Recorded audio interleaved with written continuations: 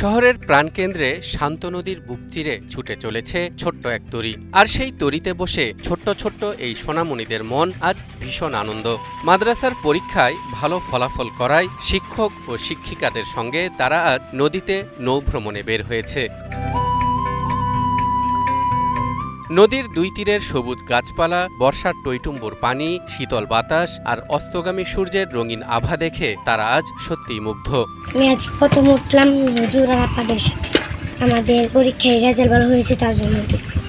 শুধু শিক্ষা প্রতিষ্ঠানের শিক্ষক আর শিক্ষার্থী নয়, বিভিন্ন সামাজিক ও সাংস্কৃতিক সংগঠনের সদস্য থেকে শুরু করে ইটপাথরের শহরে সন্তানদেরকে নিয়ে পরিবারের বড়রাও অংশ নিচ্ছেন এই নৌবিহারে। এদেরকে ভালো লাগছে, এরাও ভালো লাগছে, আমরাও ভালো লাগছে এবং এই পরিবহনটা দীর্ঘদিন থাকুক এবং আরও উন্নতি কামান উত্তরোত্তর আশা করি।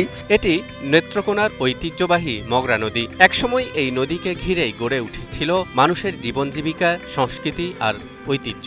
সময়ের পরিক্রমায় সেই নদীর কোলাহল অনেকটাই হারিয়ে গেলেও বর্ষার পানিতে আবারও প্রাণ ফিরে পেয়েছে মগরা। আর সেই নদীর সৌন্দর্যকে নতুনভাবে মানুষের সামনে তুলে ধরতে প্রথমবারের মতো নৌভ্রমণের উদ্যোগ নিয়েছে নেত্রকোনা জেলা টেলিভিশন ও অনলাইন সাংবাদিক ফোরাম। আসলে এক কথায় বলতে গেলে অসাধারণ অনুভূতি আমার এখানে লাগলো। ছোটবেলায় আমরা যখন নৌকা দিয়ে ঘুরে যে একটা আনন্দ অনুভূতি পেতাম, আজকে এই যে মগরা নদীতে এই নৌকাতে ঘুরে এরকম একটা অনুভূতি পেলাম। উদ্যোক্তারা জানান, এটি শুধু একটি নৌভ্রমণ নয়, বরং মগরা নদীর হারিয়ে যাওয়া ঐতিহ্য ফিরিয়ে আনা এবং মানুষকে নদীমুখী করে তোলার একটি সামাজিক উদ্যোগ। নদীকে ভালোবাসতে, নদীকে রক্ষা করতে এবং নদীকেন্দ্রিক পর্যটনের সম্ভাবনা তৈরি করতেই তাদের এই আয়োজন। যেহেতু নেত্রকোনার উপর দিয়ে একে বেঁকে বয়ে গেছে মগরা নদী, সে চিন্তা থেকে যে আসলে একটি বুট যদি থাকে সেখানে পর্যটকরা কিন্তু কোনায় এসে ঘোরাফেরা করতে পারবে, সে চিন্তা থেকেই কিন্তু এই বুটটি তৈরি করা এবং যথাযথ চলছে।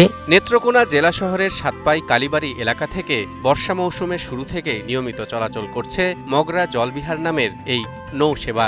প্রতিদিন বিকেল থেকে সন্ধ্যা পর্যন্ত নদীর বুক চিরে ছুটে চলা এই নৌযান এখন স্থানীয়দের পাশাপাশি বিভিন্ন এলাকা থেকে আসা দর্শনার্থীদেরও আকর্ষণের কেন্দ্রবিন্দু হয়ে উঠেছে।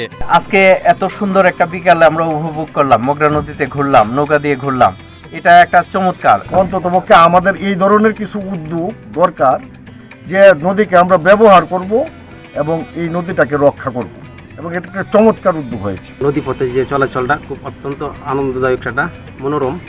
আশা করি এটা নিরাপদ ভ্রমণ, সবার জীবনে খুব সুন্দর হোক।